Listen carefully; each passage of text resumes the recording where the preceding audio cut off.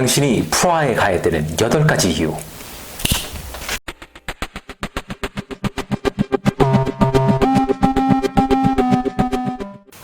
안녕하세요. 요키 패밀리의 요키입니다. 앞서 설명드렸던 것처럼 오늘은 프라하의 장점 8가지에 대해서 이야기를 드리고자 해요. 사실 많은 분들이 프라하에 대한 첫 여행지로서 프라하에 대한 환상을 많이 갖고 계십니다. 특히 한국 같은 경우에는 영화 프라하의 봄이라든지 또는 한국 드라마인 프라하 연인들로 인해서 굉장히 대중들에게 프라하에 대한 인식들이 많아진 것도 사실입니다. 그런데 대부분 분들이 그 유럽을 선택했을 때 어떤 도시를 갈지 막 고민을 하시는데 프라하를 선택하면 항상 이런 느낌이 드세요. 과연 프라하가 최선일까? 라는 생각이 좀 드실 수도 있습니다. 그래서 오늘은 여러분들의 그런 고민거리를 함께 풀어보는 시간을 가지고자 합니다. 당신이 프라하를 선택해야 되는 8가지 이유, 지금부터 함께 가보겠습니다. 첫 번째, 매우 사랑스러운 물가입니다. 사실 모든 사람들이 다 경제적 여유가 있거나 부자가 아니기 때문에 여행을 할 때 비용적 부담, 이거는 무시할 수가 없습니다. 어쩌 많은 분들께서 일생일대에 한 번 유럽을 가기 위해서 선택하는 길이 그래서 허니문이 되는 경우가 많은 이유도 그 때문이라고 생각이 됩니다. 그런 선택을 할 때 그래도 뭐 허니문이든 어떤 선택이든 그냥 일반적으로 놀러 가시든 비용적인 문제가 굉장히 압박이 오는 것도 사실이죠. 저희도 마찬가지입니다. 사실은 유럽을 갈 때 비용적인 문제를 간과할 수 없는 부분도 사실이니까요. 더군다나 저희는 아이와 저희 가족 모두 다 가는 부분이기 때문에 비용 문제가 굉장히 큰 요소를 차지하는 것도 사실입니다. 그런 면에서 프라하는 무엇보다도 가격적으로는 굉장히 저렴하고 아주 메리트가 있습니다. 상당히 메리트가 있는데 외국 여행객에 대한 바가지를 어느 정도 생각을 하시더라도 사실은 이 전반적인 물가가 굉장히 사랑스럽고 특히나 숙박비도 다른 어떤 유럽보다도 굉장히 또 저렴한 편입니다. 실례로 제가 단 얘기를 드리면 어디든 비싼 곳도 있겠지만 저는 프라하에서 약간 전통적인 트래디셔널한 호텔을 한번 가봤는데요. 이곳은 무려 룸이 3개, 그리고 침대가 4개, 그리고 욕실이 2개, 응접실이 1개. 이 정도 클래스면 보통의 호텔은 가격이 얼마일까요? 굉장히 비싸겠죠. 그러나 이 프라하의 트래디셔널 호텔은 무려 1박당 이 정도의 볼륨인 가격이 12만 원 정도였습니다. 굉장히 싸죠. 왜냐면 솔직히 다른 유럽 어떤 지역을 가보더라도 이 정도 규모의 호텔에 이 정도 가격은 없습니다. 물론 굉장히 작은 원룸 타입의 어떤 호텔, 캡슐 호텔보다 정도의 한 호텔 정도라면 이런 가격이 형성이 될 수는 있지만 제가 말씀대로 이 정도 규모는 절대 없죠. 그런데 이게 제가 간 곳만 그런가? 아닙니다.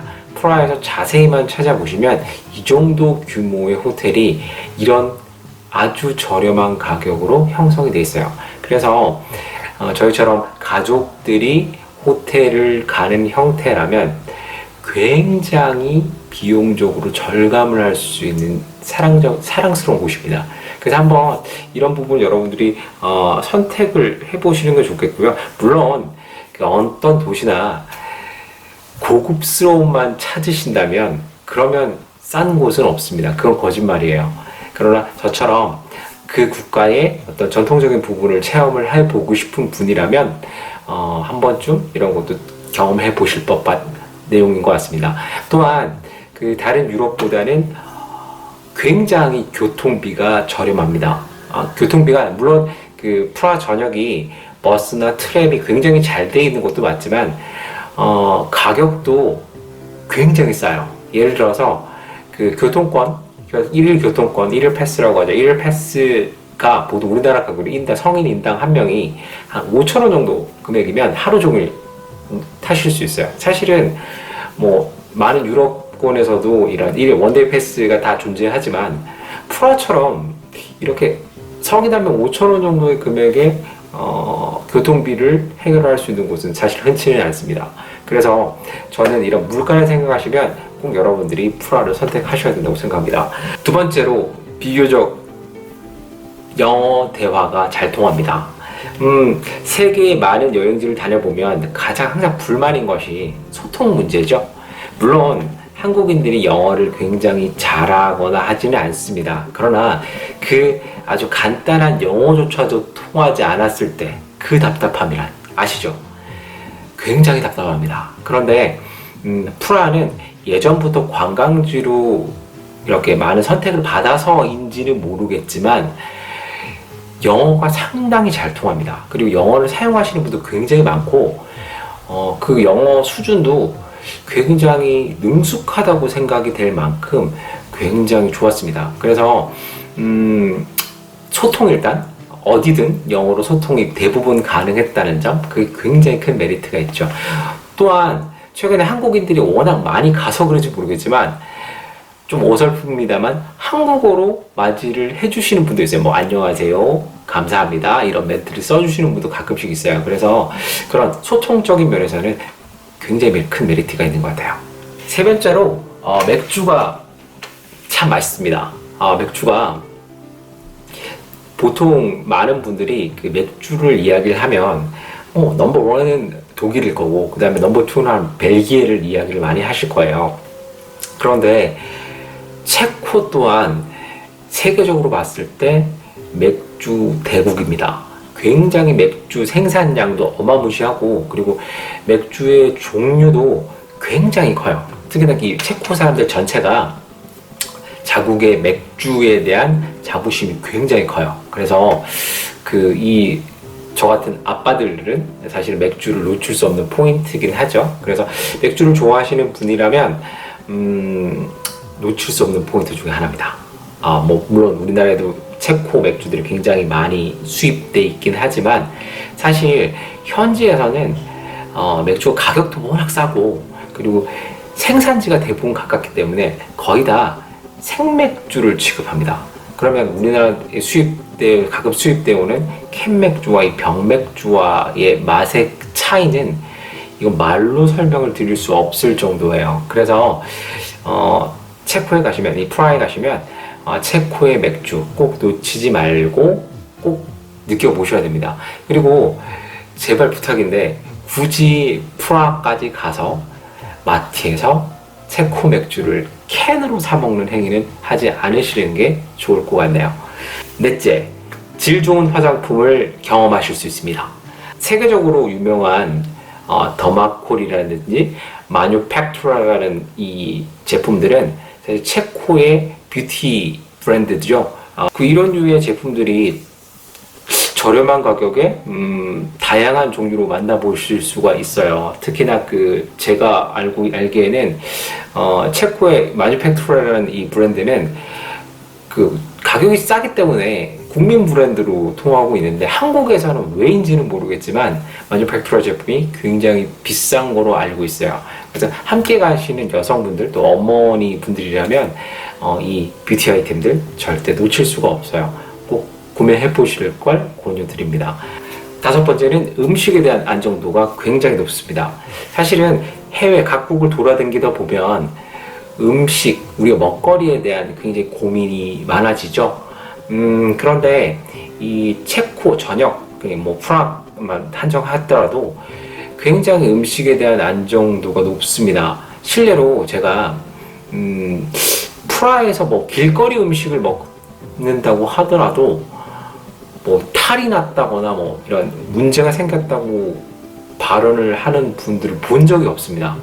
그 정도로 체코에 있던 일단 음식에 대한 이런 안정성은 굉장히 높습니다. 그리고 맛도 한국에 어떤 레스토랑에 가도 사실은 우리나라 사람 입맛에 전혀 안 맞다? 먹지 못할 정도의 수준이다? 라는 걸 본 적이 없어요. 가격의 차이만 있을 뿐 사실은 대부분 음식의 맛도 굉장히 좋았습니다. 그래서 이 프라하를 여행할 때는 사실은 음식에 대한 걱정을 전혀 하지 않으셔도 돼요. 그거는 굉장히 좋습니다. 여섯째, 유럽에서도 치안이 굉장히 좋은 편입니다. 사실 우리 선진국이라고 불리는 독일, 프랑스, 그리고 스페인, 이탈리아 등에 가면 이런 동양인들이 일몰 이후 야간에 활동을 하는 것을 굉장히 위험하다고 생각을 많이 합니다. 대부분 여행하시는 많은 분들이 해지게 되면 절대 밖에 나가지 마세요. 위험합니다. 라고 이야기하는 경우가 되게 많죠. 저도 사실은 그런 거를 경험을 많이 해봤기 때문에 누구도 잘 알고 있습니다. 특히나 저같이 이렇게 키가 작은 사람들은 오히려 이렇게 야간에 밖에 나갔을 때 공격의 대상이 될 수 있어요. 그런데 프라하의 경우에는 물론 조명은 좀 어둡긴 하지만 치안은 다른 유럽보다도 굉장히 좋은 편입니다.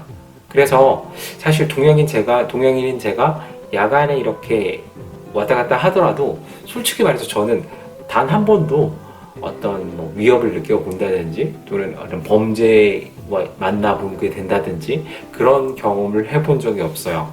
그래서 자유롭게 안전하게 다닐 수 있는 프라하, 이런 치안적인 면에서는 굉장히 좋습니다.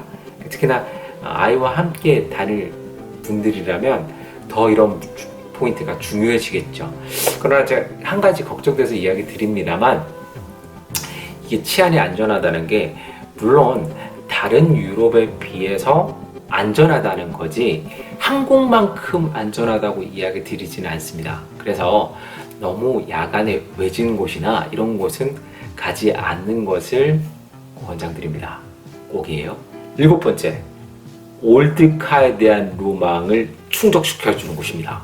사실 이런 세계 2차 대전에서 볼 법한 클래식카들, 올드카들에 대한 걸 프라하에서는 굉장히 많이 볼 수가 있어요. 정말 놀라울 정도죠. 왜냐면 정말 영화에서 보던 그런 올드카들이 실제 도로를 막 달리고 있으니까요.